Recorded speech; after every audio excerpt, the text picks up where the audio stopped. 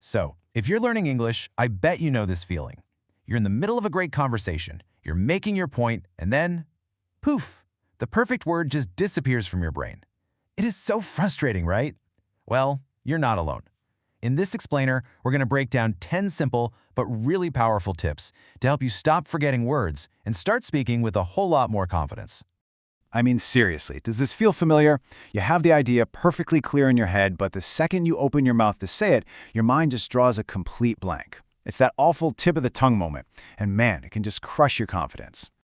But here is the good news, okay? This is a completely normal part of learning. It happens to pretty much everyone who's trying to get fluent in a new language. Seriously, you are not alone in this, and we're going to walk through exactly how to get past it. Okay, so first up, we're going to talk about something that sounds kind of intense but is super important. Literally rewiring your brain. We're starting with two foundational strategies that aren't just about memorizing words, but about changing the fundamental way you actually process English. All right, let's jump right in with tip number 1. And listen, this is a total game changer. It gets right to the root of the problem, right inside your own head. So the big idea here is to think directly in English. You know, a lot of students, they form a sentence in their native language first, and then they try to translate it word for word. But that whole process is so slow and clunky. I mean, your brain is doing twice the work. It's exhausting. When you start forming your thoughts in English to begin with, you cut out that whole translation step, and the words just come out so much faster. And look, you don't have to start with some deep philosophical thought. Start super small. Look around the room right now. See a chair? Think, that is a chair. Look out the window, see the sun, and just think, the sun is bright. Making this a little daily habit, it's like taking your brain to the gym. It just gets stronger and faster the more you do it. Okay, on to tip number 2. Now this one is less about, rewiring your brain and more about a super practical trick you can use right in the middle of a conversation to keep things moving even when you feel stuck. And that is, use simple words. This is such a huge confidence booster. You do not need a crazy vocabulary to get your point across. So you can't remember the word delicious? Who cares? Very tasty works just fine. Can't think of the word huge? Just say very big. The goal is always communication, never perfection. All right, so we've got the mental foundation down. Now, let's build your practical, day-to-day toolkit. These are the things you can actively do every day that will lock those new words into your memory for good.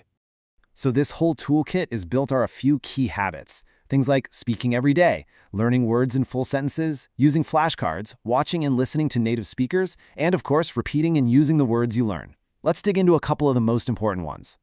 Okay, this one is so important. Your mouth and your brain need to practice working together. And you don't even need someone to talk to for this. Just stand in front of a mirror for 2 minutes and talk about your day. Describe what you ate for breakfast. Yeah, it might feel a little silly at first talking to yourself, but trust me, it builds that crucial muscle memory. Oh man, this is such a classic mistake. Think about it.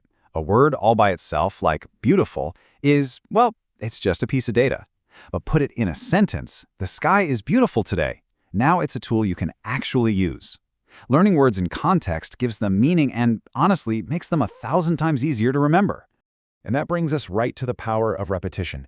Just learning a new word one time is like writing it in the sand at the beach. The next wave is just going to wash it away. But just look at this chart. When you actively use that word, say it, write it, use it in a few sentences, look at that massive jump in how well you remember it. You're basically carving it into your long-term memory. Let's just pause here for a second, because this is everything. Every single person learning English needs to tattoo this on their brain. Let go of that fear of making a mistake. The whole point is just to connect with someone, right? To share an idea. That's the real goal. And that leads us perfectly into our final section. We've talked about your brain, we've talked about your daily habits.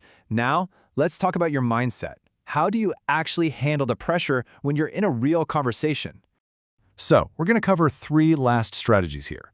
What to do in those moments of panic, how writing can actually make your speaking better, and a simple brain hack to make words stick. Okay, so what do you do in that exact moment of panic? First thing, don't freeze. Panic is like the enemy of memory. If the word umbrella just vanishes from your brain, take a deep breath. You still know what you want to say. Just describe it.